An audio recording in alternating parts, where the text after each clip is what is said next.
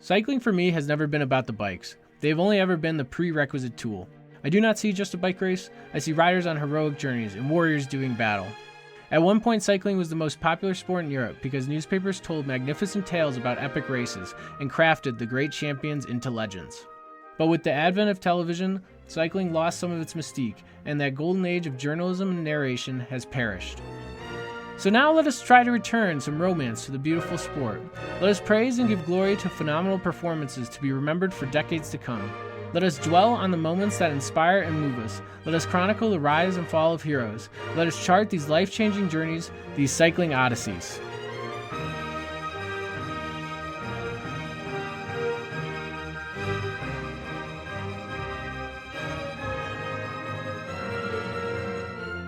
All right, welcome back to another episode of Cycling Odysseys. I'm your host, Patrick Santino. Today, we're going to keep rolling with the Tour Rewinds, and we're doing Stage 8. This is the first Pyrenean day. Pretty excellent stage. Probably couldn't ask for more on a opening. Well, it really wasn't the opening mountain stage on this tour. but you know, no, because they had already been to the Alps too. Anyways, good opening first Pyrenean stage. One of the two big mountain ranges. They had already been to the Alps on this tour, but are we really going to count that? Come on, you can't go to the Alps in the first week. Come on. This was a good first Pyrenean stage, even though no, this one actually looked tough on paper. It's just it ended with the downhill finish. It wasn't the summit finish. You know, like summit finish. People say game 7 are the best 2 words in sport. I think they're wrong. I think it's summit finish. Summit finish. Then again, sometimes it's so hard that the summit finish, it's anticlimactic and they don't live up to it. But anyways, this is an awesome stage. Lots of stuff happening. It was actually a lot to try to, embrace and take in. So what I came up with was what I have always noticed since my youngest days of watching the tour, which was, I don't know, at least over 10 years ago, is that they just zoom in, on that. You see it on the first big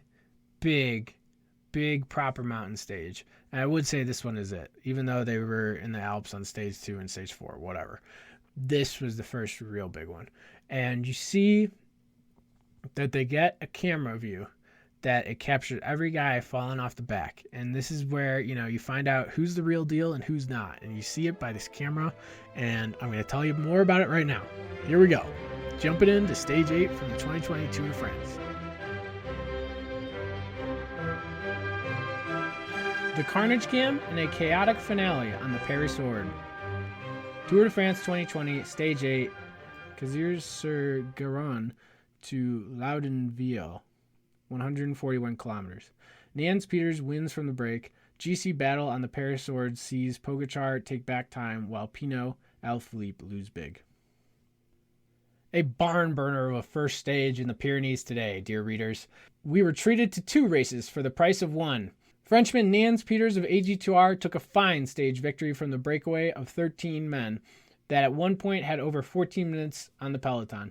Peters and Ilnur Zakarin of CCC rode away from their companions over the top of the Porte de Balais, where Peters then broke away on the descent, held off the stronger climbing Zakarin all the way up the Peyresourde, and then lengthened his lead on the descent into the finish in Laudenville.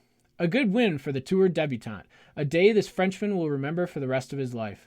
Last year, a Giro stage winner in his debut there. Dear readers, this 26-year-old Nance Peters is one to keep an eye on. But alas, I must shortchange him, because the second race behind was much more thrilling and had significant GC implications.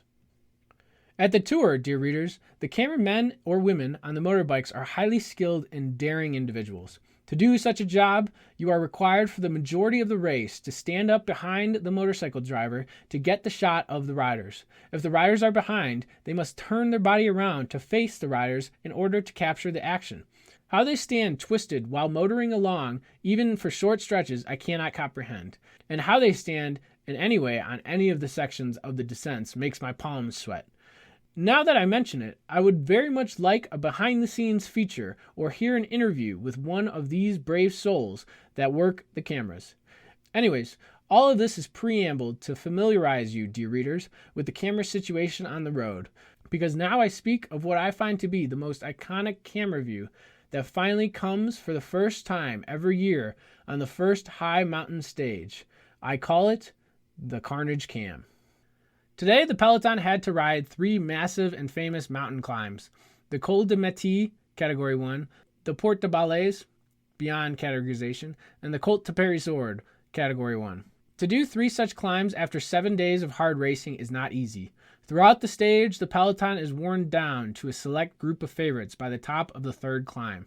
First, the wounded and sprinters will be dropped, then the heavy classicsmen, then tired domestiques, then the pretender contenders, and over the top of the last climb will be an elite group of favorites who can legitimately hope to win the Tour de France. It is on these first big mountain stages that the Carnage Cam comes into its own. This is the camera bike that sits at the back of the peloton and captures every dropped rider. It shows their tired legs pedaling squares, their heaving bodies wrestling with their bikes, and their faces etched with pain or sedated with weariness. And as the action on the front heats up deeper into the stage, it becomes tricky for the Carnage Cam to catch every rider going out the back. But it becomes thrilling and surprising to see a big name pop earlier than expected. Is this my favorite camera view, dear readers? I do not think so. But for me, it is inspiring to see the riders absolutely empty the tank for a team leader or give it their all in pursuit of their goal. And in my humble opinion, the Carnage Cam is one of the top 3 most quintessential elements of a tour mountain stage. So, dear readers, if you will allow, I would like to tell you about the early action of the stage from this classic perspective. When the breakaway leaders were 40 kilometers from the line, the peloton was a further 11 minutes behind them, probably 45 to 50 kilometers from the finish themselves. By this point, the Carnage Cam had already begun its day on the Col de Métis, famous for the already discussed O'Connor crash in the 1971 Tour, capturing the wounded and the sprinters falling off the back and forming their gruppettos. Those are relatively inconsequential and not too much fun, because most strategically pack it in before they have pushed their limits so that they can ride to the finish at a controlled pace where they know they can make the time cut. But at this point, about 45 kilometers from the finish, in the middle of the Porte de Balais, most famous for the Schleck Contador chain gate a decade ago, the Carnage Cam caught its first big fish. Alas, it was Thibaut Pinot of Groupama FDJ. Can anyone say they are too surprised at this point? That is a rhetorical question, dear readers, because no one can. Over the years, with Thibaut Pinot, we have all come to hope for the best, but are always prepared for the worst. Alas, it seems he simply cannot string together top form for a 21-day Grand Tour. He was surrounded by 3 or 4 teammates who attempted to pace him back up, but he just didn't have the legs today. He would lose 7 minutes to the other favorites to the top of the Porte de Balais climb, and the Peyresourde would be far worse. What was wrong with him? In classic Pinot fashion, we have no idea. He said he felt good at the starting line. Well, when it was clear that he raised the white flag, his teammates stayed with their leader and offered comforting words and pats on the back.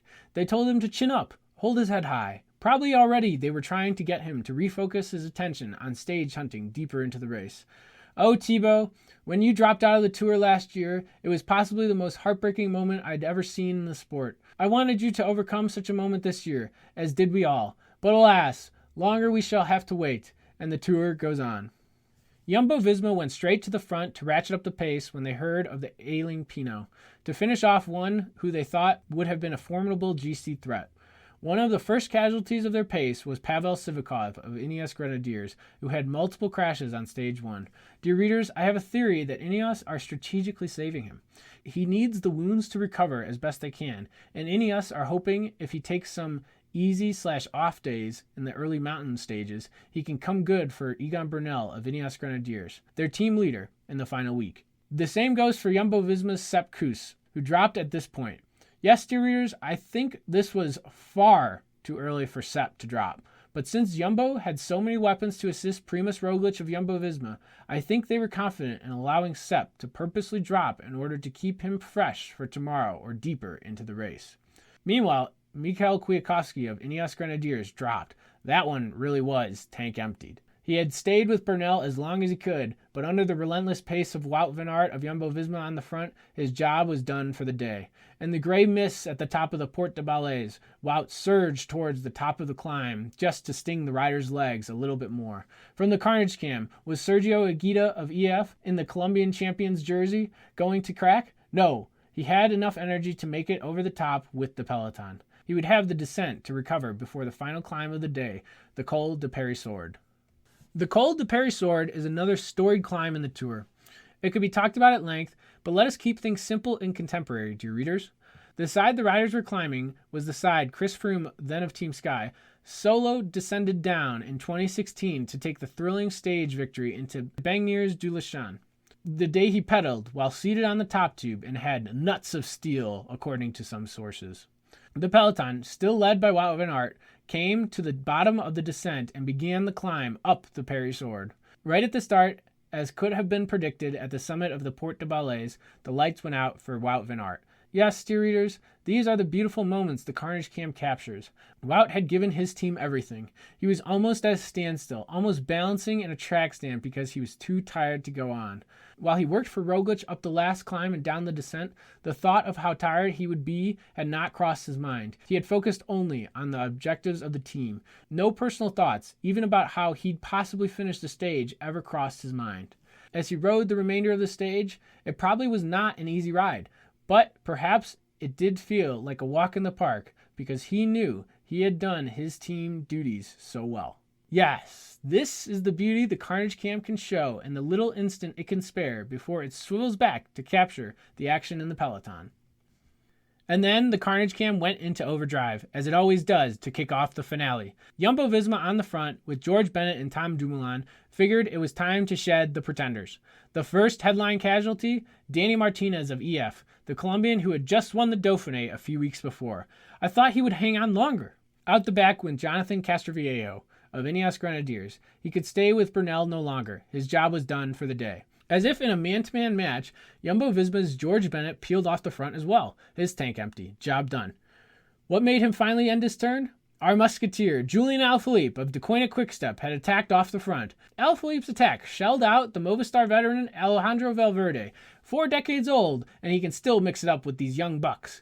But then, dear readers, the Carnage camp captured a casualty I am oh so sad about. It seems he was acting on ancient and audacious advice. When you are tired, attack! Because perhaps the others are as tired as you. Alas, the others were not as tired. They had quickly neutralized our musketeer's attack, and that was Alaphilippe's last gamble. Dumoulin had caught him and raised the pace, and Alaphilippe went out the back. Alaphilippe would finish 12 minutes behind the GC leaders. His bid for yellow is now surely over. Of course, I have more thoughts about our favorite riders, but I save them for another time because the action was by no means over. The Carnage cam had had its day. It had done its job. All the pretenders were now shelled out the back, and it was time for the possible champions of the Tour to duel it out. Such battles in the mountains happen fast, and the scenarios and groups on the road are constantly changing. One attacks, another drops. 2 bridge across to a leader while a third hangs on by a fingernail. Out of seemingly nowhere, someone rejoins the group, while the seemingly weakest puts in a strong attack. Let us experiment, dear readers. Let me try to exemplify the chaos of the day. No fluffy language or superfluous sentences that make the word count soar. I shall try to be economical and give you my viewing experience. The following is based strictly off my notes I frantically typed to the live broadcast, while the iPhone brutally auto-corrected everything, not just the many foreign names. Dumoulin on the front. Leading group, Dumoulin, Pogačar, Guillaume Martin of Cofidis, Adam Yates of Mitchelton Scott wearing the maillot jaune, losing the wheel. Tadej Pogačar of UAE attacks. Big attack. I was right to be excited when he lost time yesterday. I hoped he would make it back up immediately. Roglic bridges. Nairo, Quintana of Arkea Samsic, almost there. Buchanan cracks. That is Emmanuel Bookman of Bora Hansgrohe, 4th at the Tour last year, cracks. Pogačar, Roglic, and Nairo in good group. Bernal chasing. Yates back with Bernal group. Egan rowing. That is dragging. Everybody back. Pogačar attacks again. Egan with Superman, Lopez of Astana, Rigoberto Urán of EF, Mikel Landa of Bahrain McLaren, and G. Martin. Romain Bardet of AG2R in trouble. Yates and Dumoulin dome. That is done. Urán trying to bridge to Pog Rog group. He made it. Landa following. Then Superman, Egan, and Martin. The favorites slow and stare each other down. Yates trying to limit losses, riding at his tempo. Yates coming back to group. Richard Carapaz of Ineos coming back with group with Richie Porte of Trek Segafredo. Pogačar attacks again, looks the strongest. Carapaz tried to bridge. Carapaz on front of other faves group. Dumoulin riding his own tempo behind the group. Carnage cam on Dumoulin. 20-30 seconds behind faves. Port and Landa tried to bridge to Pog. Carapaz still paces group of faves behind. Pog still alone. Carapaz still on the front group. Who's this Movistar guy? Soler or Mass? Pog, Landa, and Port up the road, the ones that lost time in the crosswinds. G. Martin attacks. No one responds. Pog, 1K to the top. Crowd's wild, with Mass. Can't stay away in the Pyrenees. About 40 seconds ahead of Yates' group. Behind, Yates in trouble with number 94 on Movistar. Martin ahead with Nairo, Roglic, Superman, Uran. Bernal and Bardet closing. Yates behind and distanced. No, Yates catching back on. 94 is Enric Mas. Pog over the top. Nairo attacks. Rog with him, but distancing others. They go over the top. Rog leads into the descent. Quintana, Rog, Port, Landa together. Rog and Quintana, distancing Landa and Port. Notes on Peters winning at the same time. Yates recovered. Rog and Nairo caught on the descent by other favorites. Egan and Superman and Landa and Martin. Pog off descent, still solo, powering away. What a rider. Bardet attacks and Yates tries to bridge from the favorites. Bardet looking good. Yates chasing Landa and Superman on him. Pog 1K to go. Yates chasing Bardet, leading all the faves. Pog crosses the line 6 minutes behind Peters. Bardet alone. Martin and Yates leading group of faves behind. Bardet 6:38. Others, Lopez, Yates, Bernal, Landa, Martin, Roglic, Quintana, Uran, Port 6:40. Other group, Mass, Carapaz, Mollema, Roland, and Bahrain, that is Damiano Caruso, 40 seconds behind Yellow. Bookman and Chavez of Mitchelton Scott, minute down on Yellow. Dumoulin 2:07 down on Yellow. Pog set record time up the Peyresourde. And though it might not have been the prettiest prose, that, dear readers, is a proper mountain stage finale. Chaotic, no? Could you keep up with all of it? I don't think I could. Names started popping up of people I thought dropped. Where did Port come from? And then he attacked? How many times did Yates yo-yo off the back? How'd Bardet get to the front at the bottom of the descent? And I was pleased I managed to figure out number 94 was Enric Mas. Some quick takeaways to sum up that alphabet soup of names listed in the finale. Pogačar was clearly the man of the match. He retook 40 seconds on his main rivals, half of what he lost yesterday in the crosswinds. He is on fine form. He is a contender for yellow. Do not doubt this debutant. After him, you would have to say Primož Roglic, Nairo Quintana, and Guillaume Martin looked the strongest. Notably, Egan Bernal, the defending champion, did not look on par with them, but he slyly managed to save his race and finish with the favorites. It is a sign of a mature racer when their head can substitute for their legs. Bravo to this 23-year-old. Bardet must have caught the main group of favorites on the descent. He is known to be a daredevil descender, and then attacked across the rolling last 2 kilometers to pip a few more seconds. Yates, in yellow, had the duty to chase him down because Bardet was only 13 seconds behind at the start of the day. Everyone else in the group hitched a ride. Finally, Tom Dumoulin was clearly working for Roglic today and finished over 2 minutes behind Yates' yellow jersey group.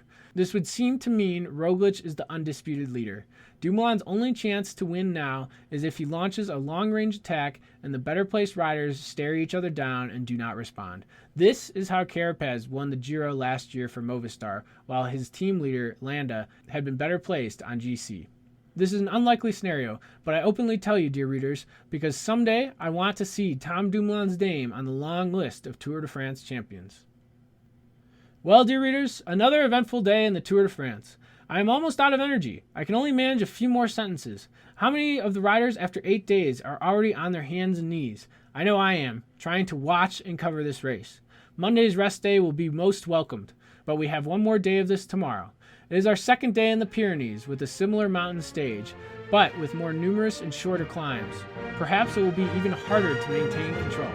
Will Pogačar attack again, or will a new hero detonate the race?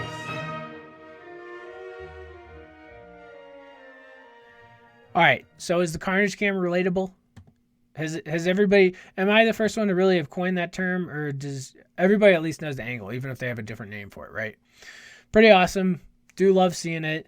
It's a quintessential part along with the fans and, well, yeah, the wall of fans where you're going through a tunnel of fans. That's pretty essential. I think those are actually the top 2 things.